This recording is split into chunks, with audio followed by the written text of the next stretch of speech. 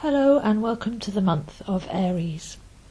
Aries is the first sign of the zodiac. We pass down the birth canal of Pisces and re-emerge, reborn, head first into Aries at the spring equinox, and this begins a whole new cycle. So Aries is the first sign and it's cardinal fire. So cardinal means beginning and initiating, and Aries is a sign that's known for wanting to push headstrong, head first, raring to go, full of energy and to begin new things. Aries is fire, and the fire we're talking about here is the spark because it's young fire. On a yearly level, the spring equinox is like sunrise, summer solstice, midday sun, autumn equinox, sunset, and the winter solstice like midnight. So this is like the sunrise, the new, fresh fire that we witness in the sky every morning, birthing a new day, as Aries births a new year on a zodiac level. So we have Aries, the ram. Again, there's a emphasis on the head here, the ram's horns going head first, head butting. There's force, there's will, there's passion, because fire is associated with our passion and our dynamism and our will. Especially in the tarot, the wand suit is often to do with our will.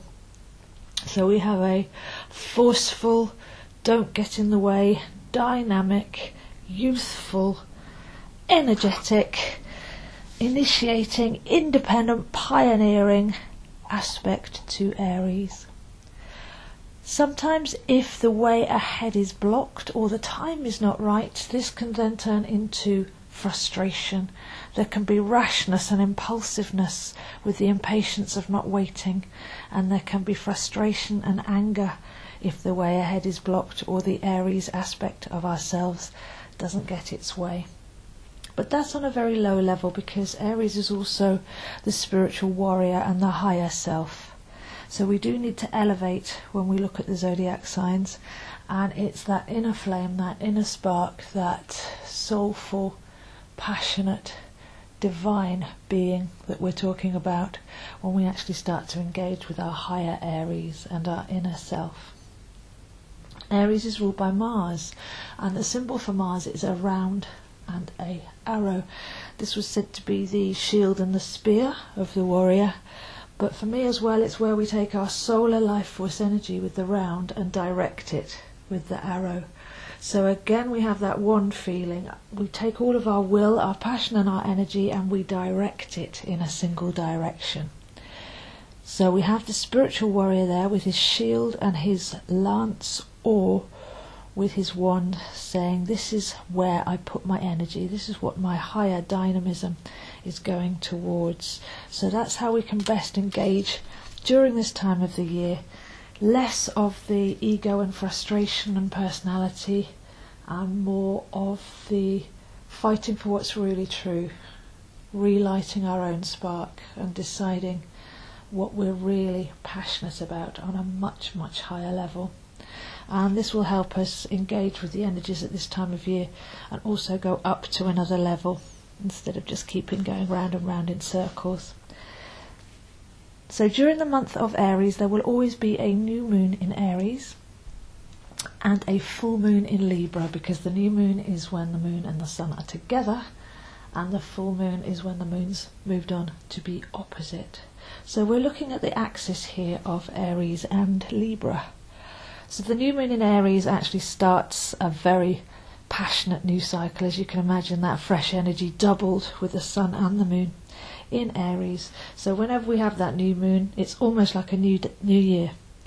We're starting a new cycle with the sun, and it's joined by the moon.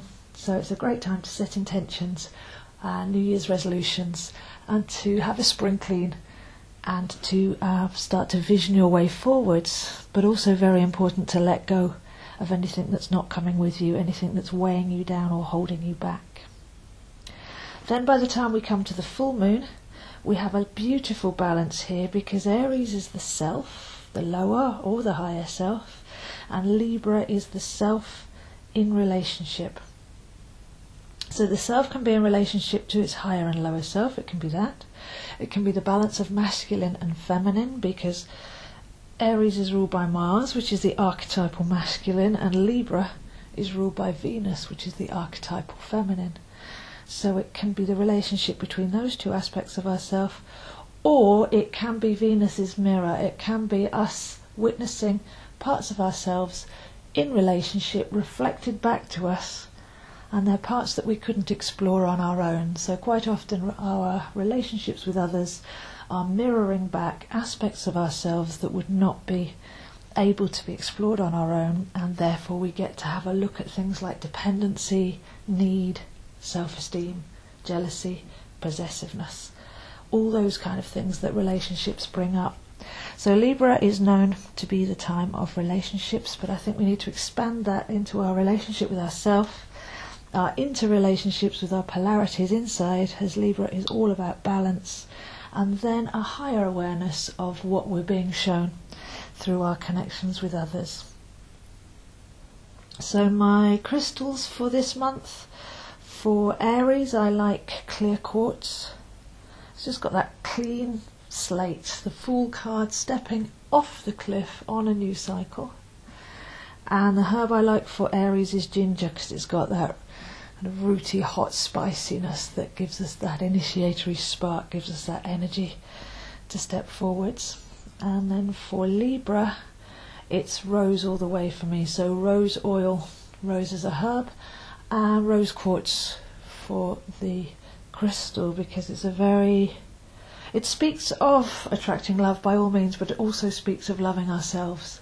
And this is what Libra needs to do. It needs to know that it has to love itself first before it can attract the love of another, and balance those inner and outer qualities. So rose quartz has this general calmative, peaceful, balancing, self-love aspect to it. So as we go through this month, we're working across that axis from the fiery headfirst Aries to the calm, cool, airy, balancing Libra, from the spring equinox to the autumn equinox, from sunrise to sunset. We're working right across the chart here, and if we can engage with these energies properly, there's a lot of calibration and balance and peace and love that can be found. So those are the energies for this month, and I'll see you next month.